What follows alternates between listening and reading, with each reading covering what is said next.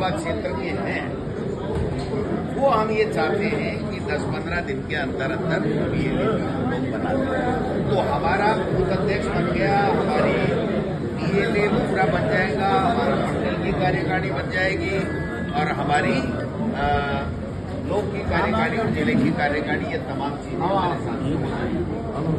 तीसरी चीज जो वार्ड कांग्रेस कमेटी का हमें गठन करना और ग्राम पंचायत कांग्रेस कमेटी का भी हम गठन करेंगे, तो उसके लिए जो ही वार्ड और ग्राम पंचायतों का नोटिफिकेशन सरकार करेगी, तो जो हमारी पहले से बनी हुई है उसको रिव्यू कर लेंगे और नए तरीके से बना देंगे, जिससे जो वार्ड और ग्राम पंचायत बन रही है उनका समन्वय ठीक ढंग से हो सके। इसकी दिशा में भी हम लोग काम करेंगे।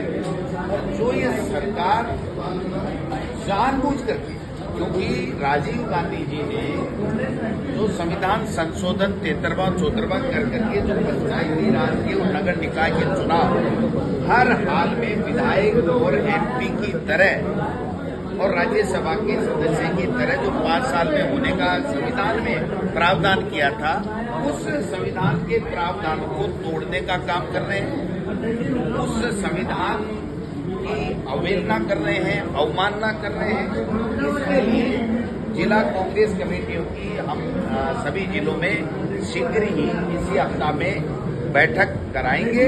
उसके बाद में एक बड़ा आंदोलन हम लोग प्रदेश कांग्रेस कमेटी और कांग्रेस कमेटियां करने जा रही हैं कि आप जानबूझ करके संविधान का उल्लंघन कर रहे हैं, आप असक्षम हैं, आप जानबूझ करके संविधान की अवहेलना कर रहे हैं। इसके लिए आपको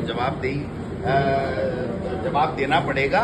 ये सरकार के ऊपर हम दबाव बनाएं, क्योंकि इन्होंने एक ओबीसी आयोग का गठन किया।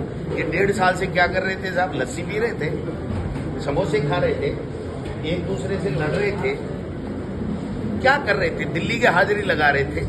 इनको ओबीसी आयोग का गठन, जब पंचायती राज का 5 साल का कार्यकाल पूरा हो गया, सुप्रीम कोर्ट के फैसले से बाध्यता है कि बिना ओबीसी आयोग के गठन करके आप उनके डाटा लिए बगैर कि किस प्रदेश में कहां पर कितनी ओबीसी की मात्रा है, संख्या है, वो लिए बगैर आप चुनाव करा ही नहीं सकते। तो आपने 1.5 साल ये क्यों निकाला? और अभी भी ये जो पंचायती राज का परिसीमन ये जो कर रहे हैं, ये 12 महीने चुनाव नहीं कराना चाहते।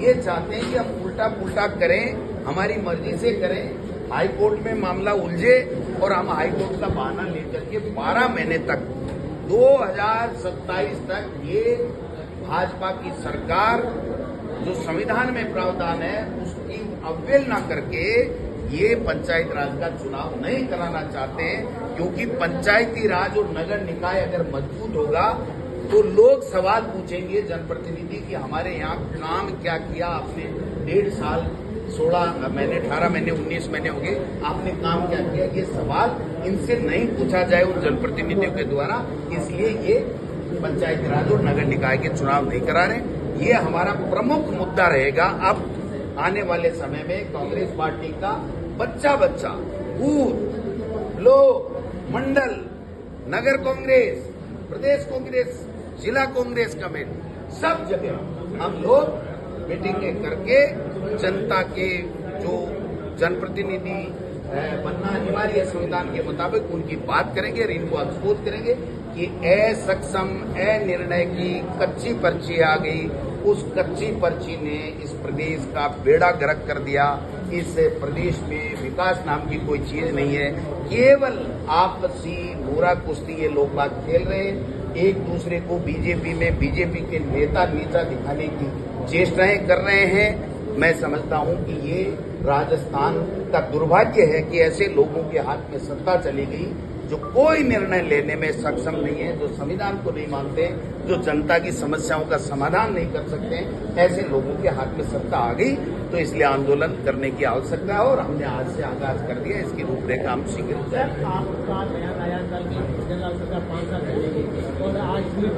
किसने कह दिया? किसने कह दिया? मुझे आपके मीडिया ने पूछा था कि ये सरकार, मैंने कहा ये सरकार तो 5 साल चलेगी, बीजेपी की सरकार 5 साल चलेगी, हमें तकलीफ भी होगी, लेकिन हम संघर्ष करेंगे। अब उसी दौरान अगर कोई भाई ने पूछ लिया कि साहब गहलोत साहब ने ये कहा था कि भजन लाल को हटाया जा रहा है, तो मैंने कहा भाई वो उनके पास कोई इनपुट होगा। अब मीडिया ने ऐसा तोड़ मरोड़ के कि साहब वो तो कह रहे हैं भजनलाल नहीं हटेगा और आप कह रहे हो कि भजनलाल नहीं हटेगा और वो कह रहे हैं भजनलाल हटेगा। भजनलाल तो 5 साल रह ही नहीं सकता, किसी सूरत में नहीं रहेगा, क्योंकि भजनलाल ने कुछ किया ही नहीं है। मैं तो कह रहा हूँ बीजेपी की सरकार 5 साल रहेगी। मैंने कल भी यही कहा था, आज भी यही कह रहा हूँ, मेरा बाइक उठा के देख लीजिए कि बीजेपी की सरकार भी रहेगी और हमें तकलीफ भी होगी, जनता को तकलीफ भी होगी, लेकिन हम संघर्ष करेंगे और जनता के साथ खड़े होंगे। अब भजनलाल जी की पर्ची कब बदल दी है तो देखते हैं। रंधावा जी ने कहा कि यूनाइट पार्टी, आज चारों नेता एक साथ बैठे भी, किस तरह से यूनाइट कर रहे हैं और ताकि मजबूत बने। यूनाइट या आपको दिक्कत कहाँ लग रही है? अलायंस को लेकर चर्चा है, कल आप गए थे, अलायंस क्या होगा आने वाले निकाय? कोई अलायंस नहीं है, किसी से कोई आज की तारीख में अलायंस नहीं है। और अलायंस के फैसले नहीं भी होते हैं तो वो पार्टी अलग करती है। केवल हमारा मेंबर ऑफ पार्लियामेंट के चुनाव में हमारा अलायंस था, इसके अलावा कांग्रेस पार्टी हर सीट के ऊपर जो भी चुनाव होगा उसके ऊपर चुनाव लड़ेगी और जीतेंगे। वैसे हनुमान बेनीवाल के जो लाइट कनेक्शन है वो काट दिया गया है और उन्होंने कहा है कि ये व्यवस्थापूर्ण है, इस तरीके से किया जा रहा है। बंगले पे भी नोटिस चिपका दिया। उनका तो लाइट काटा है, राजनीतिक व्यवस्था से मेरे यहाँ तो ईडी भी भेजी।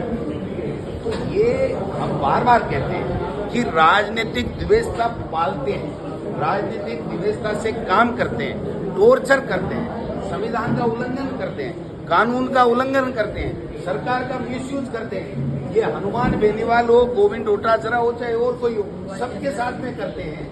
ये गलत है और इसी का विरोध है और इसीलिए इनकी विदाई होना तय है। आने वाले समय में जब चुनाव होंगे तो कांग्रेस पार्टी। एक उन्होंने ये भी कहा है कि हनुमान बेनीवाल ने कि कांग्रेस के नेता तो रात को बीजेपी